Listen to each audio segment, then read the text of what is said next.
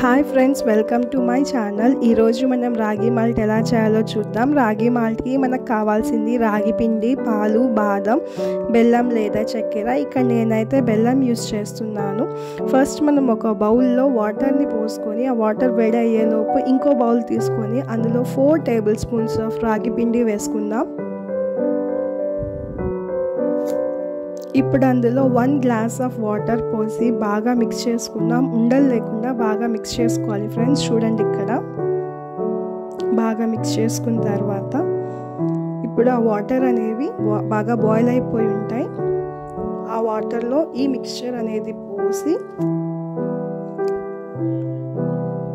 చూడండి friends, water అనేవి బాగా బాయిల్ అయిపోయాయి. ఇందులో ఆ మిక్స్చర్ని పోసి బాగా మిక్స్ చేసుకుందాం. బాగా ఉండలు లేకుండా మిక్స్ చేసుకోవాలి ఫ్రెండ్స్. థిక్ పేస్ట్ అయ్యేంత వరకు మిక్స్ చేసుకోవాలి. ఇప్పుడు థిక్ పేస్ట్ అయ్యాక ఇప్పుడు మనం అందులో తురుముకున్న బెల్లాన్ని వేసి బాగా మిక్స్ చేసుకోవాలి ఫ్రెండ్స్.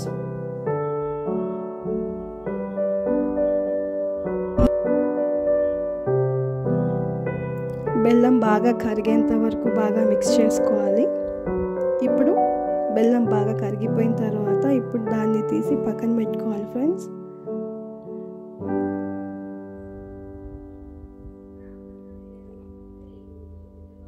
ఇప్పుడు ఒక కడాయిలో 1 టేబుల్ స్పూన్ ఆఫ్ ఘీ వేసి అందులో డ్రై ఫ్రూట్స్ వేసుకొని బాగా రోస్ట్ చేసుకోవాలి. ఇక్కడ నేనైతే జస్ట్ బాదం తీసుకుంటున్నాను. మీకు కావాలంటే మీరు బాదం, కాజు, కిస్మిస్ అనేది బాగా రోస్ట్ చేసుకొని యూస్ చేసుకోవచ్చు ఫ్రెండ్స్. బాగా రోస్ట్ చేసిన తర్వాత దీన్ని మనం ఒక బౌల్లో తీసి పక్కన పెట్టుకుందాం.